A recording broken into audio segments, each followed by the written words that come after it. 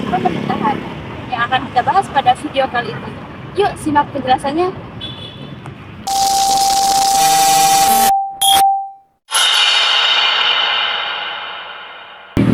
Ubi Societas Ius, di mana ada masyarakat, di situ ada hukum.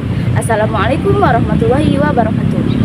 Perkenalkan, saya Infriha dengan NIM 2311226, jurusan Hukum Tata Negara kelas HTNA semester 4. Nah, teman-teman, pelaksanaan fungsi pemerintahan dilakukan melalui instrumen pemerintahan. Instrumen-instrumen tersebut digunakan untuk mewujudkan kesejahteraan rakyat. Nah, adapun definisi dari instrumen pemerintahan adalah sarana-sarana atau alat-alat yang digunakan oleh pemerintah dalam melaksanakan tugasnya, sehingga berjalan secara efektif.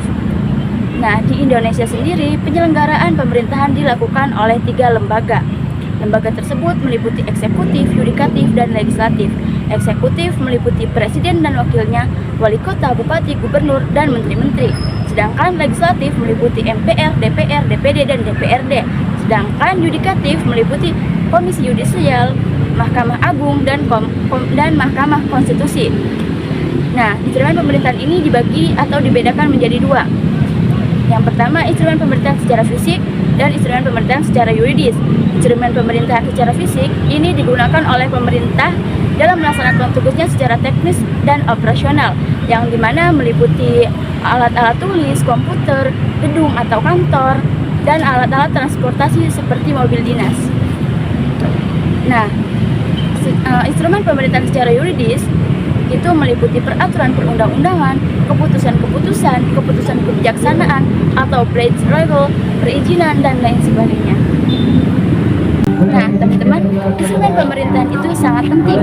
Bayangkan saja oleh kalian, pemerintah sebagai pengemudinya, sedangkan instrumen-instrumen tersebut sebagai rem, gas. Nah, tentunya pemerintah tidak bisa melaksanakan tugasnya secara efektif tanpa instrumen tersebut. Nah, selanjutnya kita membahas tentang peraturan perundang-undangan. Apa sih itu peraturan perundang-undangan? Nah, peraturan perundang-undangan adalah peraturan yang tertulis, mengikat secara umum, dan dibuat oleh lembaga yang berwenang. Peraturan tersebut dibentuk atau dibuat tidak boleh bertentangan dengan peraturan yang lebih tinggi. Seperti asas hukum mengatakan, leg superiori derogat legi inferiori. Hukum yang lebih tinggi tidak boleh, hukum yang lebih tinggi mengesampingkan hukum yang lebih rendah. Dengan kata lain, hukum yang lebih rendah tidak boleh bertentangan dengan hukum yang lebih tinggi. Contohnya dalam hierarki perundang-undangan. Yang pertama, Undang-Undang Dasar 1945, kemudian ada Undang-Undang atau Perpu, yang ketiga ada PP, Perpres, dan Perda atau Perda Provinsi dan Perda Kabupaten, dan peraturan yang ada di bawahnya. Nah, fungsi peraturan perundang-undangan ini dibuat untuk menjamin kepastian hukum bagi warga negara dan menjadi dasar hukum bagi semua tindakan pemerintah. Nah, kita sudah membahas apa itu instrumen pemerintahan dan apa itu peraturan perundang-undangan. Sekarang kita membahas ketetapan tata usaha negara. Nah, apa sih itu ketetapan tata usaha negara? Nah, ketetapan ini sudah diatur dalam pasal 1 ayat 3 Undang-Undang Nomor 5 Tahun 1986 tentang Peradilan Tata Usaha Negara, yang berbunyi, ketetapan adalah suatu penetapan secara tertulis dan dikeluarkan oleh lembaga atau badan tata usaha negara yang berwenang dan berdasarkan peraturan perundang-undangan yang bersifat konkret, individual, final, serta menimbulkan akibat hukum bagi seseorang atau badan hukum perdata. Nah, teman-teman, terdapat unsur-unsur ketetapan. Yang pertama, dibuat secara tertulis, kemudian berdasarkan peraturan perundang-undangan, dikeluarkan oleh badan tata usaha negara atau lembaga yang berwenang, kemudian bersifat individu, final, dan konkret, serta menimbulkan akibat hukum bagi seseorang maupun badan hukum.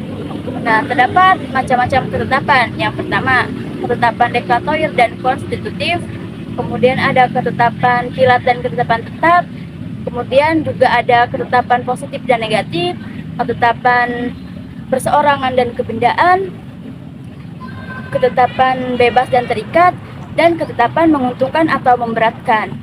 Nah, contoh daripada ketetapan ini yaitu seperti pencabutan izin usaha atau bangunan. Teman-teman sudah paham kan apa itu instrumen pemerintahan, peraturan perundang-undangan, dan ketetapan tata usaha negara.